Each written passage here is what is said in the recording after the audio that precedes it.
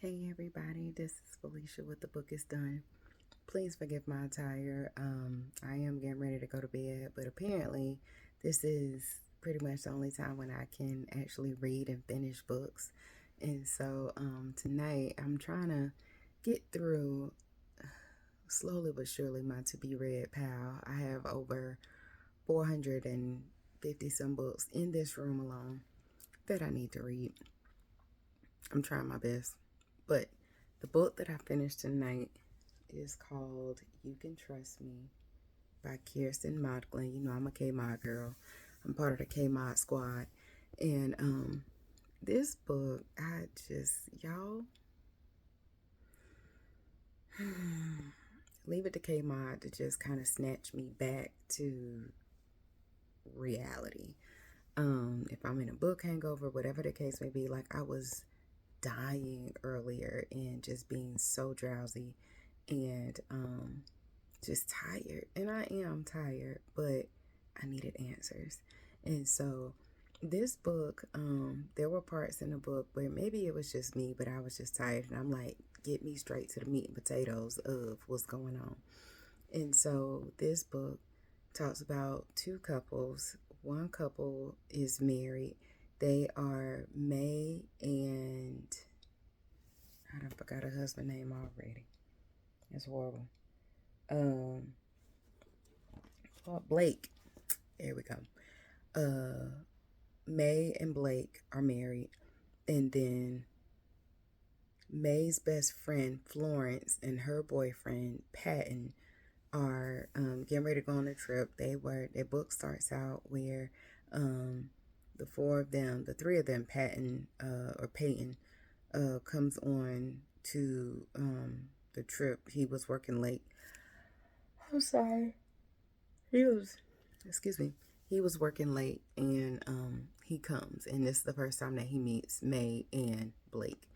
And so they were at the beach and a dramatic thing happened with May and her family when she was younger, when she was a toddler. I'll just tell you, they had a tragedy where her older brother, Danny, had Danny or Denny. I want to say, yeah, Danny.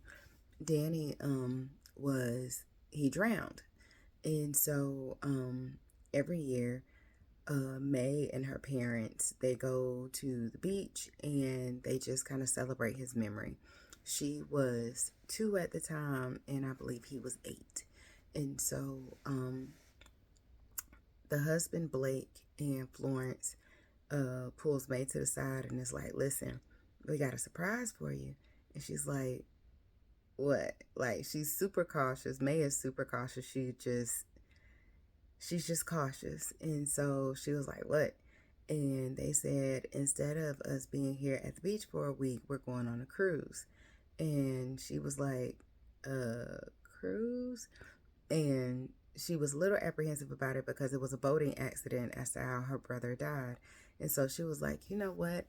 I'll go with it. You know, let's just go. Cozumel and, one other place, Punta Cana, I believe. We'll just go and have a good time. Let's just go. So they get on this cruise, and May is just like, not feeling it. But you know what? For the sake of my husband and my bestie, we're just going to make do. So as they're boarding, there is this like man who keeps staring at May, and as Florence is getting stuff set up, he just super randomly bold comes up to Florence and is like, "Hey, is your friend May?" And she's like, "Yeah, my friend's name is May. Who are you?" And by the time she turns, he's gone.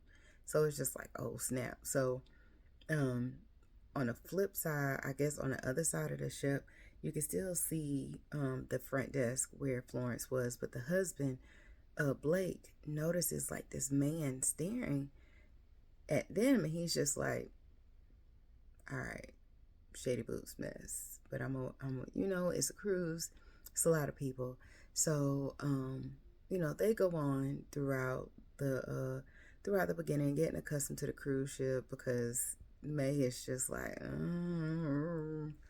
I know I'm safe. I have my husband. I have my best friend. I'm in good hands. So her mom, May's mom, is sick.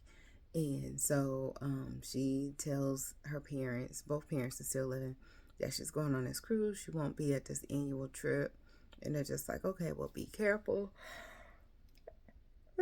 Excuse me. So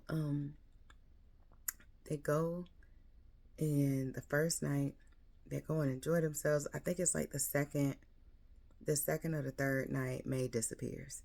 And they're just like, what the crap is going on? Florence is like, she was with me. Like they wanted for everybody to come and hang out. But Blake was like, I'm tired.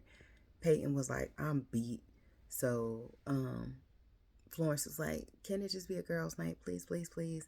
And May is like, I'm tired too, but you know what? I'll go with the flow. So she goes with the flow. The girl end up missing. Listen, that's part two. Part two is 4 parts, I believe, to the book. And the main point of view, the main character, it goes back and forth between, the majority of the book is 3. Is May, is Blake, and is Florence. Florence really doesn't come into the fold as her having a say until May is missing. And so that's like within part 2. Excuse me. But it's a good story. I'm not gonna give any more away. Normally I would give triggers if a book has triggers, but I feel like if I do, I may be giving like the book away, maybe, but in all things, I'll just say it. So human trafficking is a trigger in this book. It is, not to say subtle, but it is there. It is a mention. It's a lot of mentions about it, but not in the beginning. I would say maybe 3/4 of the book through. So in all things, it was a good book. It's a Kmart book. It's going on to the pile that I have. I have 2 more books of hers that I'm looking at right now, The Amendment and Hemlock. I've heard really good things about them. I'm scared to touch them because Kmart just takes all my attention. Like, I have a book that's coming tomorrow by Samantha Bailey. The name of the book is called A Friend in the Dark. That one's gonna be good too. I've only read one of her books. Let me see. This is her 3rd book. The 2nd book that she has is Watch Out for Her, and I have that book. I started that book. I have to finish it. But she's really good. And so A Friend in the Dark is just like, oh snap, it's gonna be good. And so I do have a couple of books I need to start. Alice by Christina Henry is on my book, or is on my list. Almost There, part of the Disney series where it's like the stories, these series of books. They're not a series in a traditional series like Harry Potter, like it follows after each other, but it's just different. I'm sure you've seen it. It's different Disney movies where they flip like the point of view. Almost There is based off of the Princess and the Frog movie. I have 3 other ones. I have one that's based on the Aladdin story. What if Aladdin didn't rub the lamp or something like that? Or what if he didn't go to the Cave of Wonders? Something like that.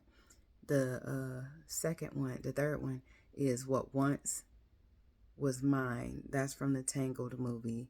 As Old as Time is from the Beauty and the Beast movie. All-time favorite Disney movie. So I cannot wait to jump into that. So it's so many books that I want to jump into. I do have an arc that I need to get cracking on. It's not due until towards the end of this month, by Shani Hollinger, and it's called One Little Sigh, and or One Last Sigh. I can't remember. I want to say it's One Little Sigh, and I love her books. But in all things, that's the book that I read for tonight. I'm getting ready to go to bed because even though I could have passed out at 9:27 p.m. Eastern Standard Time, it is now 11:15, and I gotta get up at 5 a.m. So I'm trying my best not to start a book, not to pick up a book. I'm tempted because this is really the only time where I could actually read a book and not. It's weird. But in all things, I hope that y'all had a great day today. I will do better with my appearance. I promise you. It's only because I'm getting ready to go to bed. But I hope that y'all have a good evening. And I will talk to y'all soon. This is Felicia with The Book Is Done. I read it and I'm out. Bye.